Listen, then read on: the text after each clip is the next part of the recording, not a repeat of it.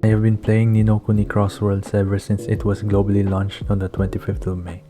As of making my script for this video, I am currently level 66 with a little over 500,000 CP. Aside from the $1 inventory upgrade, I spent my time playing as free-to-play, meaning I haven't spent any amount of money to boost my progress in any way. I have participated in all of the activities the game has to offer, and I can confidently say that I have learned everything that I need to know about this game. So today I present to you my in-depth review of Netmarble's Ni No Kuni Cross Worlds. I'll be dividing this video into 5 different sections. First, I'll be talking about the game's design and overall presentation on a visual level. Then I'll be touching on Ni No Kuni's core gameplay system and combat design from PvP to PvE.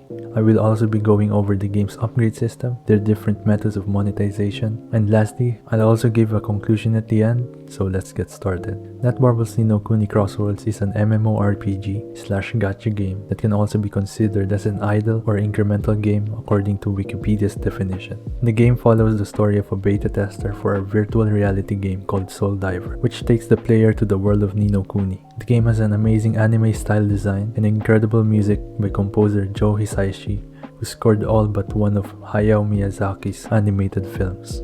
At the start of the game, you can choose one out of the 5 classes: Rogue, Witch, Swordsman, Destroyer, and Engineer. Unfortunately, the classes are gender locked, and I'd say that the game only has a decent customization option by today's standard.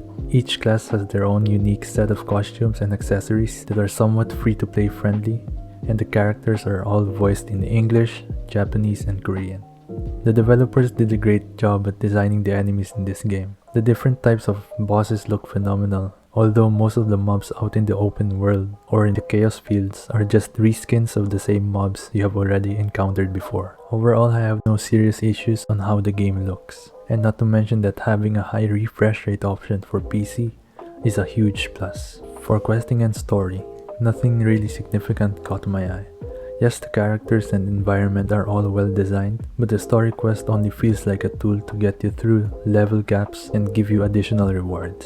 It's something you need to have in the game, but you don't really care about what it is. The PvE content in Ni No Kuni is pretty straightforward. The game has an element system that consists of fire, water, nature, light, and dark. It encourages the player to use a specific element to deal more damage to the enemy. You can slot in 3 weapons of the same type that depends on which class you are using, but you are only really using 1 weapon. The other 2 weapons are just there acting as stat sticks for your main hand weapon.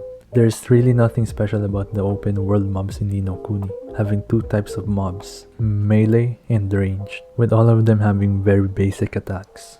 Going against the open world mobs is honestly so easy that you can beat the content way out of your power level just by kiting your way through.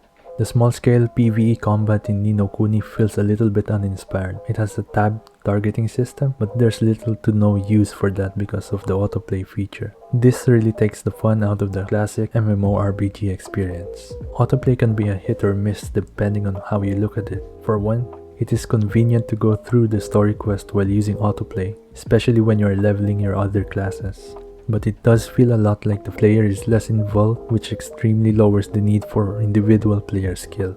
The game is designed to have low individual player skill requirement for a reason, as stated in this video called Let's Go Whaling from Pocket Gamer Biz. Make sure that your games aren't too skill-based. I made that mistake myself. A too skill-based game, you don't get people to pay you because there's no reason to. So make sure grinding and paying are legitimate versions of progressing in the game.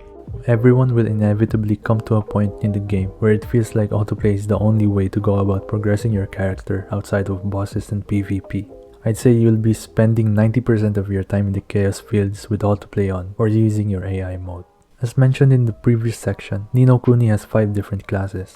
But these classes do not follow the Holy Trinity composition like most MMORPGs do. Every single class can be considered as a DPS with the right build. Even the Rogue, which is classified as a support, and the Engineer that is classified as a healer can deal damage on par with the Witch and Swordsman, classes that are supposed to be the prime damage dealers. Each class has their own unique basic skills, passive skills, and special skills, with some of them shared across all classes. The class system is functional but lacking in variety, with all the classes locked into one weapon type, at least for now. The boss fights are one of Ni No Kuni's best parts. Aside from being visually appealing, they also each have unique attack patterns and mechanics that really give the player a fun yet sometimes frustrating time in participating in these events. The bosses give decent reward, with some rewards guaranteed if you place high on the damage leaderboard.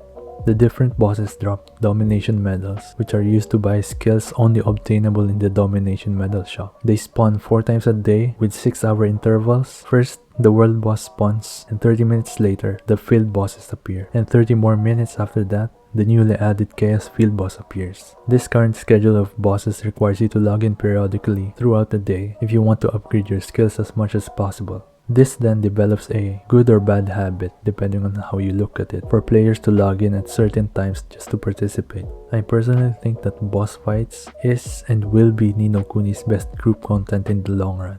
For PvP, I'll be touching on the game's activities such as the 1v1 arena, Lava Valley, and the familiar arena. The 1v1 is pretty simple. You get 3 chances to participate per day, with the option to pay with your premium currency to get additional tickets. You go against an AI version of the players in your server as you try your best to place higher in the rankings, with random buffs and conditions that change on the arena's daily reset. I see myself just using autoplay, but there is excitement in watching your character fight not knowing what the outcome could be. The 3 vs 3 is where things get interesting, which is also called Lava Valley. Opens up for a short period of time, 2 times throughout the week. During this period, players are faced up against each other on a rather small and flat arena, try their best to get higher rankings. I have played 100+ games throughout the last season, and I would not say that it was the best experience. For one, the matchmaking system prioritizes shorter queue times over the quality of matchups. There were many times when I was in the team of players that barely reached 500,000 CP, and the other team had guys sitting on over 1 million CP. So I recommend not to stress about Lava Valley Arena early into the game. People who wait on this game will be dominating the arenas because they are completely geared out, and they will most likely have access to the skills that the different classes need, like the blink skill for the witch. The unfair matchmaking is not just the problem.